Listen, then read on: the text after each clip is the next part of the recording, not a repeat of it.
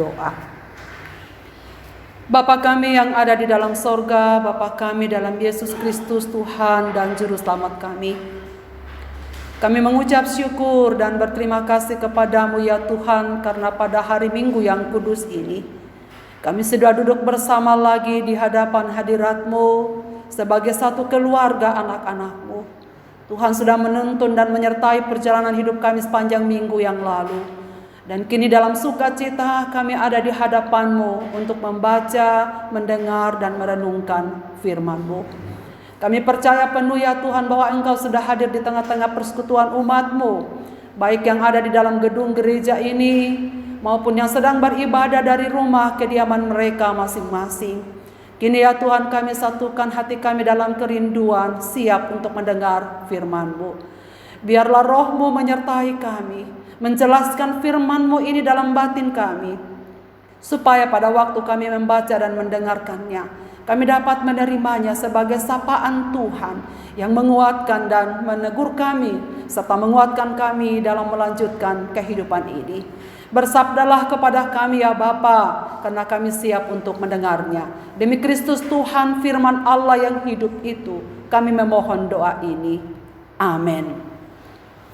Bapak, Ibu, dan saudara-saudara yang ada di rumah dan semua saudara yang sudah hadir di sini, pagi ini kita akan membaca dan merenungkan firman Tuhan dari 1 Raja-Raja pasal 19 ayat 1 sampai ayat yang ke-18, sebagaimana bacaan seragam yang disediakan oleh BPMS bagi kita sekalian, seluruh warga GTM, dimanapun berbakti di hari ini. 1 Raja-Raja pasal yang ke-19 ayat 1 hingga ayat yang ke-18. Saudara sekalian, mari bersama-sama mengikutinya. Saya akan membacakannya bagi seluruh jemaat. Ketika Ahab memberitahukan kepada Isabel segala yang dilakukan Elia dan perihal Elia membunuh semua nabi itu dengan pedang, maka Isabel menyuruh seorang suruhan mengatakan kepada Elia, "Beginilah kiranya para Allah menghukum aku, bahkan lebih lagi daripada itu, jika besok kira-kira pada waktu ini aku tidak membuat nyawamu sama seperti nyawa salah seorang dari mereka itu." Maka takutlah ia, lalu bangkit dan pergi menyelamatkan nyawanya. Dan setelah sampai di Berseba, yang termasuk wilayah Yehuda, ia meninggalkan bujangnya di sana. Tetapi ia sendiri masuk ke padang gurun sehari seperjalanan jauhnya, lalu duduk di bawah sebuah pohon arar. Kemudian ia ingin mati, katanya, "Cukuplah itu, sekarang ya Tuhan, ambillah nyawaku, sebab aku ini tidak lebih baik daripada nenek moyangku." Sesudah itu ia berbaring dan tidur di bawah pohon arar itu. Tetapi tiba-tiba seorang malaikat menyentuh dia serta berkata kepadanya, "Bangunlah, makanlah." Ketika ia melihat sekitarnya, maka pada sebelah kepalanya ada roti bakar dan sebuah kendi berisi air. Lalu ia makan dan minum, kemudian berbaringlah pula. Tetapi malaikat Tuhan datang untuk kedua kalinya itu dan menyentuh dia serta berkata, "Bangunlah, makanlah, sebab kalau tidak, perjalananmu nanti terlalu jauh bagimu." Maka bangunlah ia, lalu makan dan minum, dan oleh kekuatan makanan itu ia berjalan 40 hari, 40 malam, lamanya sampai ke gunung Allah, yakni gunung Horeb. Di sana masuklah ia ke dalam sebuah gua dan bermalam di situ. Maka firman Tuhan datang kepadanya demikian, "Apakah kerjamu di sini, hai Elia?" Jawabnya, "Aku bekerja segiat-giatnya bagi Tuhan, Allah semesta alam, karena orang Israel meninggalkan perjanjianmu, meruntuhkan mezbah-mezbahmu, dan membunuh nabi-nabimu dengan pedang. Hanya aku seorang dirilah yang masih hidup, dan mereka ingin mencabut nyawaku." Lalu firman-Nya, "Keluarlah dan berdiri di atas gunung itu di hadapan Tuhan." Maka Tuhan lalu, angin besar dan kuat yang membelah gunung-gunung dan memecahkan bukit-bukit batu, mendahului Tuhan. Tetapi tidak ada Tuhan dalam angin itu. Dan sesudah angin itu datanglah gempa. Tetapi tidak ada Tuhan dalam gempa itu. Dan sesudah gempa itu datanglah api. Tetapi tidak ada Tuhan dalam api itu. Dan sesudah api itu datanglah bunyi angin sepoi-sepoi basah. Segera sesudah Elia mendengarnya, ia menyelubungi mukanya dengan jubahnya, lalu pergi keluar dan berdiri di pintu gua itu. Maka datanglah suara kepadanya yang berbunyi, "Apakah kerjamu di sini, hai Elia?" Jawabnya, "Aku bekerja segiat-giatnya bagi Tuhan, Allah semesta alam. Karena orang Israel meninggalkan perjanjianmu, meruntuhkan mezbah-mezbahmu, dan membunuh nabi-nabimu dengan pedang.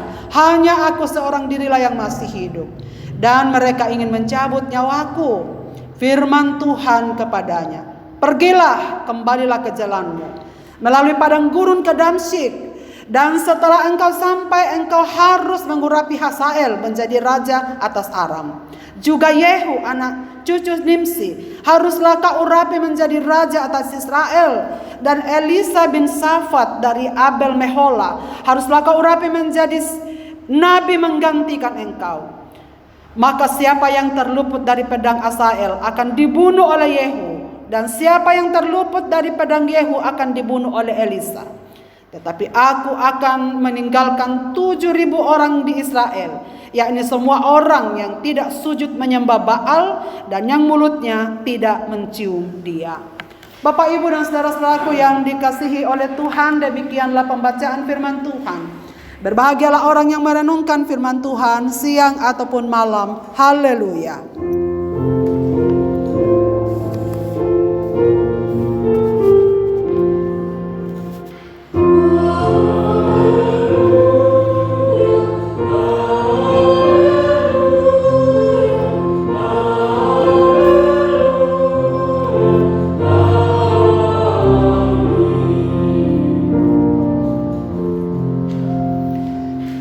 Bapak, Ibu, dan saudara-saudaraku, saya memulai renungan kita pagi ini dengan bertanya, kapankah Bapak, Ibu, dan saudara sekalian merasakan kehadiran Tuhan? Di mana tempatnya? Dan dalam peristiwa apa? Apakah pada waktu kita duduk beribadah seperti ini? Atau di mana? Atau pada peristiwa apa?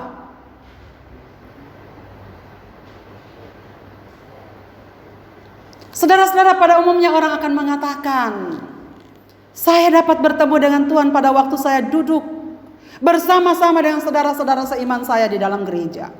Saya menikmati pujian yang indah. Pertanyaan saya, apakah itu kehadiran Tuhan atau hanya respon emosi saja? Apakah pada waktu kita sedang menangis karena terhipnotis oleh lagu-lagu yang kita nyanyikan, kita katakan saya sedang berjumpa dengan Tuhan? Ataukah itu hanya karena suasana dikondisikan yang mempengaruhi emosi kita? Saudara-saudaraku, ternyata kehadiran Tuhan itu selalu membuat kita tersentak. Karena kadang-kadang ia tidak hadir pada waktu kita merasa hadir di sana. Merasa Tuhan hadir berbeda dengan pengalaman kita merasakan kehadiran Tuhan. Kadang-kadang kita merasa bahwa kita berjumpa dengan Tuhan melalui ibadah. Tapi saya khawatir saudara sekalian, karena Yesaya 29 ayat 13 mengatakan, tidak selalu pada waktu kita menyanyikan nyanyian rohani kita menikmati nyanyian itu. Bisa saja hanya karena mulut, bisa juga hanya karena ajakan liturgis. Saudara, secara sadar atau tidak, kita menganggap ada hal-hal dalam kehidupan kita yang lebih penting bagi Tuhan untuk hadir. Tapi ternyata apa yang kita lihat dalam peristiwa Nabi bertemu dengan Tuhan dalam bacaan kita, ternyata ia tidak hadir di tengah-tengah Elia bersama kerumunan saudara-saudara seimannya beribadah di rumah Tuhan. Ia juga tidak menikmati kehadiran Tuhan pada waktu ia sedang membunuh banyak orang atas nama Tuhan. Walaupun memang betul ia mengalahkan musuh-musuhnya karena Tuhan, tetapi Elia tidak merasakan di sana ia menikmati pertolongan Tuhan. Elia mengira bahwa ia telah bekerja keras untuk Tuhan. Ia memandang dirinya sudah berjeri lelah dan berkorban untuk kepentingan Tuhan. Pada akhirnya ia pun lelah. Pada akhirnya ia kecewa. Pada akhirnya ia merasa bahwa Tuhan tidak beserta dengan dirinya. Saudara sekalian, itu sebabnya ia mengalami keletihan fisik. Elia tampaknya tidak membayangkan bahwa Tuhan peduli dirinya pada kondisi itu. Tapi Elia tidak merasa Tuhan beserta dengan dirinya.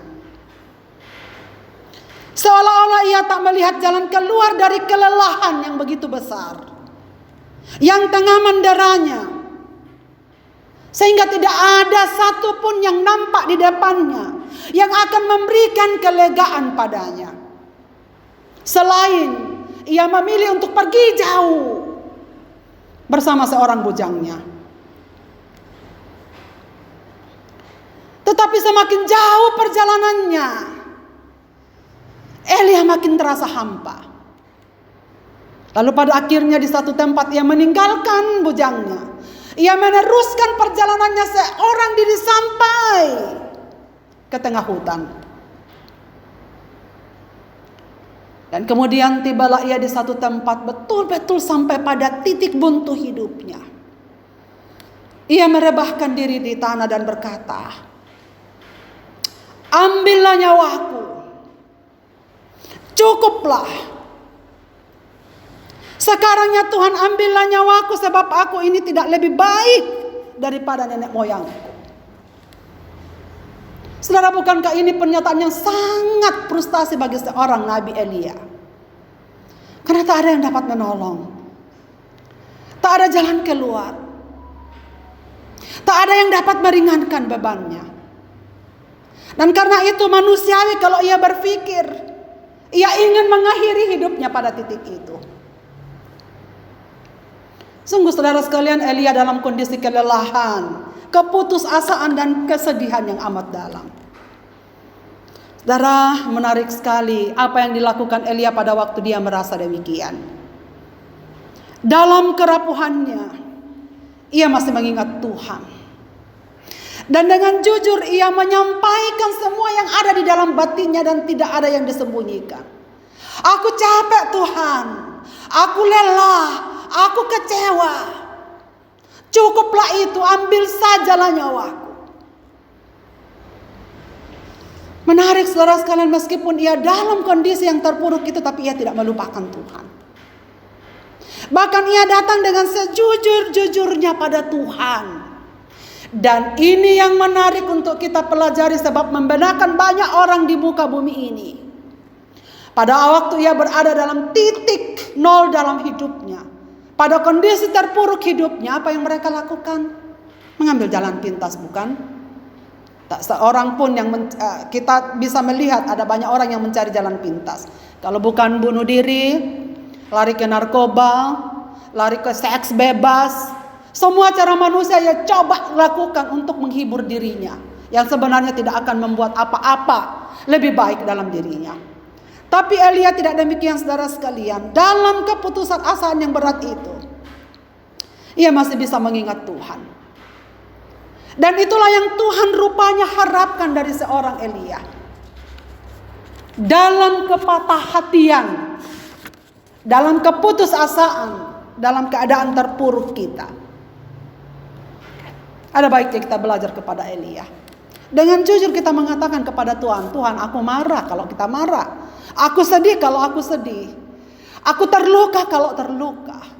Aku marah kepada Tuhan kalau kita mau marah kepada Tuhan. Tuhan sangat menghargai kejujuran batin kita. Dalam perikop ini kita lihat bagaimana Elia merasa gagal. Apa yang membuat ia benar-benar putus asa? Karena ia sudah mengatakan, Tuhan, aku sudah bekerja segiat-giatnya, tapi umatmu tetap tak kembali kepadamu, tetap melupakan perjanjian-perjanjianmu. Aku sudah membunuh nabi-nabi palsu. Tapi apa hasilnya? Malah Isabel ingin mengambil nyawaku. Dan dia berjanji besok nyawamu pun akan seperti dari mereka yang engkau sudah bunuh itu. Elia kecewa karena ia sudah melakukan dan mempertaruhkan seluruh kekuatan tenaganya untuk Tuhan. Tapi sepertinya tidak ada harapan yang ia lihat perubahan itu. Berusaha keras, berjuang, bergumul, tapi tak seperti yang diinginkan. Dan itulah yang membuat Elia kecewa. Saudara-saudaraku, apakah yang seringkali membuat manusia kecewa dalam hidup ini? Pada waktu ia sudah bekerja keras, berjuang, tapi ternyata yang datang bukan seperti yang diinginkan. Bukan hanya itu, saudara sekalian, Elia juga betul-betul frustasi karena ia merasa kesepian. 2 kali dalam perikop ini dia katakan, hanya aku sendiri yang hidup. Artinya aku hanya sendiri. Tidak ada tempat aku untuk bertopang. Tidak ada tempatku share. Tidak ada yang mengerti diriku. Tidak ada yang memahami perjuanganku. Hanya aku sendiri. Kesepian. Kemana ia akan lari?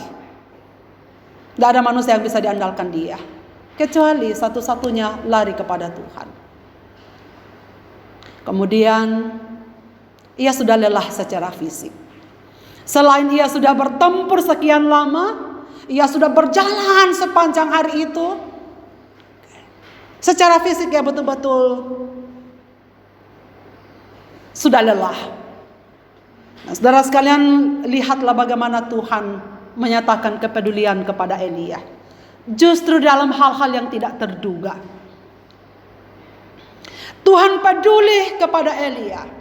Dalam bacaan kita, saudara sekalian, hari ini kita melihat step by step Tuhan begitu sabar menuntun Elia.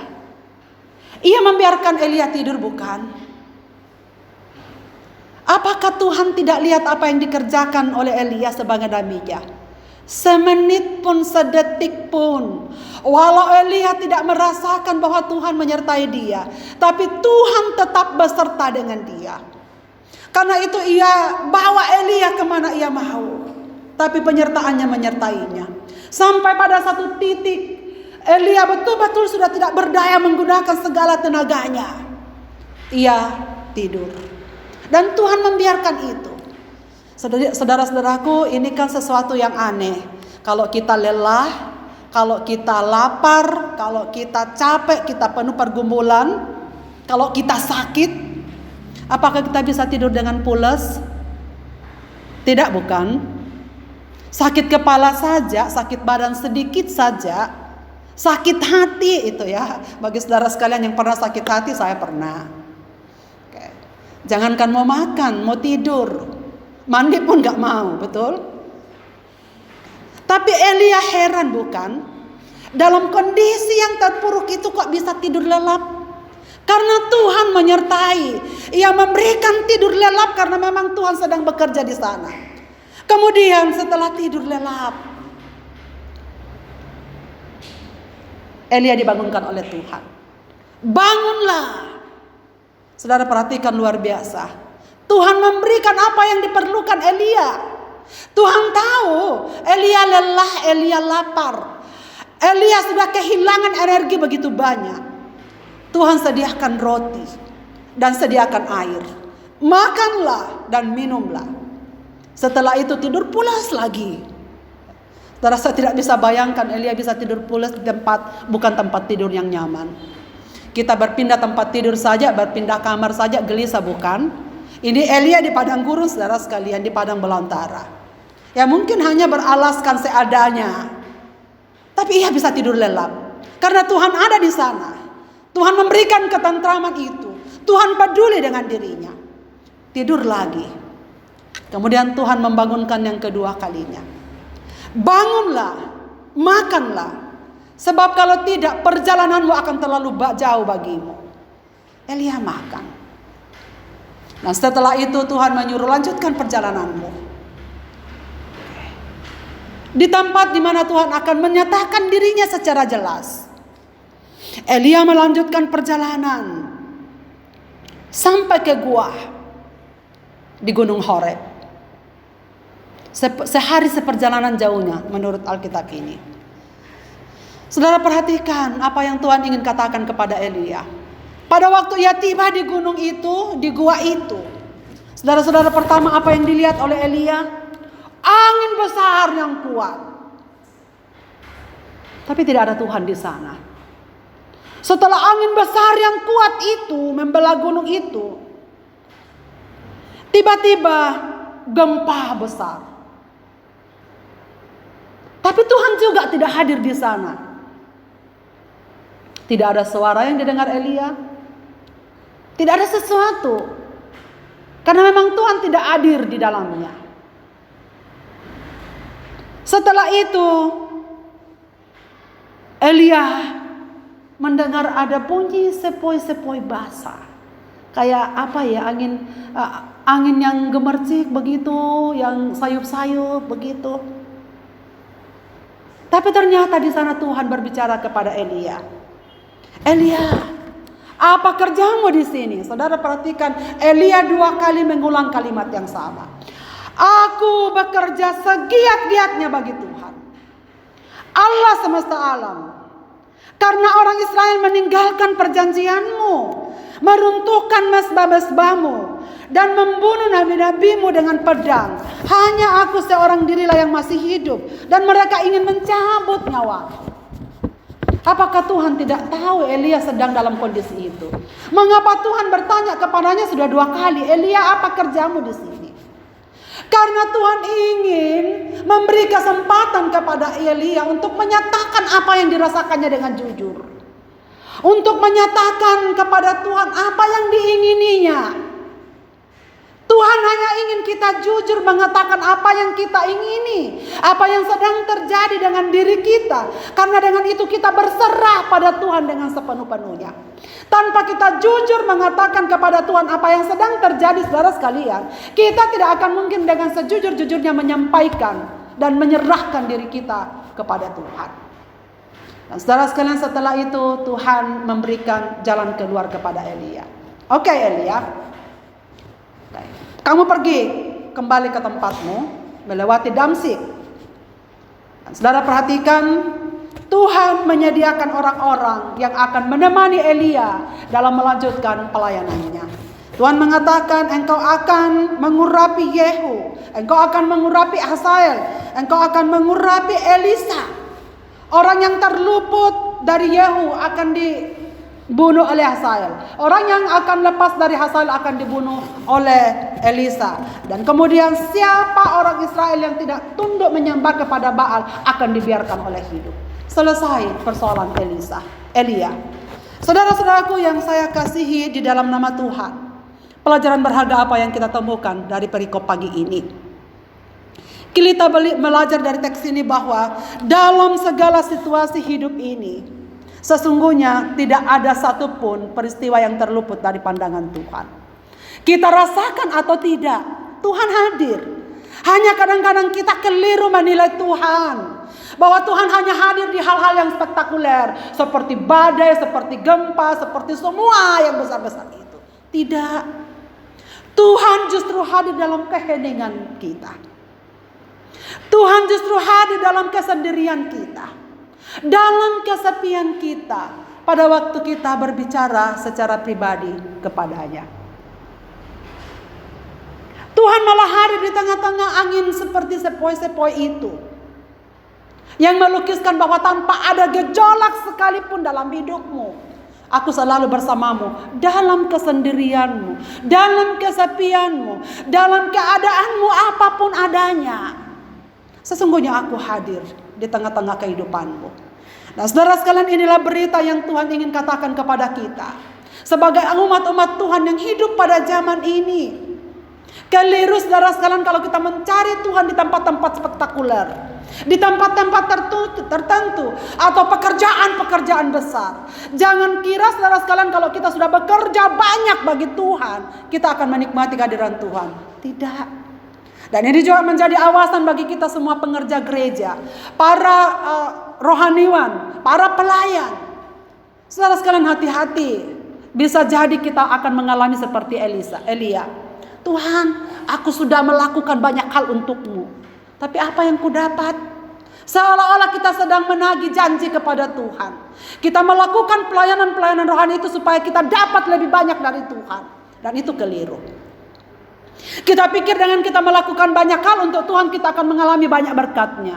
Keliru, saudara sekalian. Kita pikir kalau kita sudah berjuang, kita berkorban, melakukan semua itu, lalu kita katakan, kalau demikian Tuhan pasti memberkati saya. Bukan. Sebab kehadiran Tuhan, penyertaan Tuhan, kita akan alami pada saat kita benar-benar sendiri dengannya. Pada waktu kita hening di hadapan Tuhan. Pada waktu kita berserah kepada Tuhan.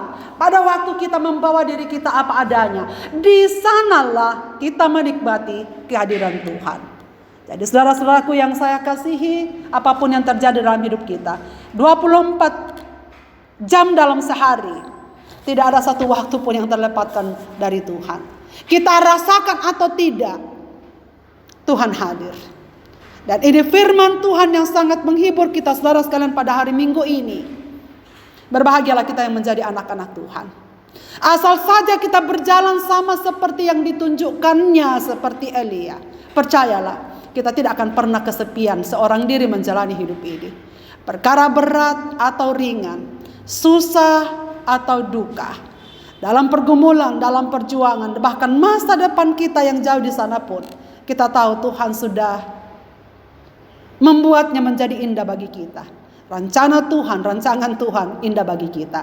Dan karena itu saya tidak pernah setuju mengatakan kalau ada kedukaan, kalau ada kesusahan, kalau ada nestapa, itu rancangan Tuhan bagi kita. Saya tidak setuju dengan kalimat itu. Pergumulan hebat apapun, Tuhan tidak pernah menghendaki dan merencanakannya bagi kita. Tapi kalau diizinkan terjadi, ya. Sebab firman Tuhan berkata, rancanganku adalah rancangan yang mendatangkan damai sejahtera. Nah, kalau damai sejahtera tidak bisa kita alami, berarti sesuatu yang sedang salah dalam hidup kita. Sehingga Tuhan izinkan peristiwa itu untuk menerpa kita, menempa kita. Jangan salah, saudara sekalian. Jangan salahkan Tuhan. Kalau kita menderita, kita menangis, kita terpuruk oleh keadaan kita, lalu kita katakan Tuhan rencanakan, salah, itu keliru. Sejak dari mulanya, pandanglah Taman Eden, saudara sekalian. Itu rancangan awal Tuhan untuk umat-umatnya. Tapi kenapa Taman Eden hilang? Karena dosa. Dan sejak saat itu dosa ada di tengah-tengah kita. Kesusahan, pergumulan ada. Diizinkan Tuhan karena maksud baiknya sebagai anak-anaknya. Karena kalau Tuhan tidak lakukan itu, mungkin kita tidak akan tobat-tobat kali. Dan kita tidak akan menyerah sepenuhnya kepadanya. Maka saudara sekalian, apapun yang terjadi dalam hidup kita, mari kita jangan lupa. Ini cara Tuhan. Mari selalu melihat kacamata hidup kita dari kacamata Tuhan. Bahwa apapun yang terjadi, kita suka atau tidak suka, itu yang Tuhan inginkan bagi kita, supaya kita menjadi anak-anaknya yang lebih setia, lebih baik, lebih taat di hadapannya. Bagi saudara-saudaraku, lihatlah masa depan, tataplah masa depan. Asal saja kita tetap setia di jalan Tuhan, pastikanlah bahwa masa depan kita adalah masa depan yang Tuhan rancangkan menjadi jalan yang penuh damai sejahtera bagi kita. Rancangan keberhasilan, bukan rancangan kecelakaan. Saya tidak setuju teologi sukses, saudara sekalian. Saya tidak setuju itu, karena Tuhan juga tidak mengatakan bahwa orang yang tidak sukses tidak diberkati oleh Tuhan. Justru di dalam ketidaksuksesan kadang-kadang ada berkat Tuhan. Tetapi yang saya mau katakan adalah ketika kita menjalani kehidupan ini dalam ketaatan kepada Tuhan, selalu Tuhan akan nyatakan berkatnya dalam situasi buruk sekalipun. Karena penyertaan Tuhan, padang yang gersang jadi tempat yang empuk untuk Elia tidur dengan nyenyak, menikmati makanan yang mengenyangkan baginya, karena kehadiran Tuhan ada di sana. Walaupun kadang-kadang Tuhan membawa kita ke dalam situasi yang sulit, tapi percayalah, kasih Tuhan akan lebih besar dari semuanya untuk kita nikmati. Karena itulah janjinya bagi kita anak-anaknya.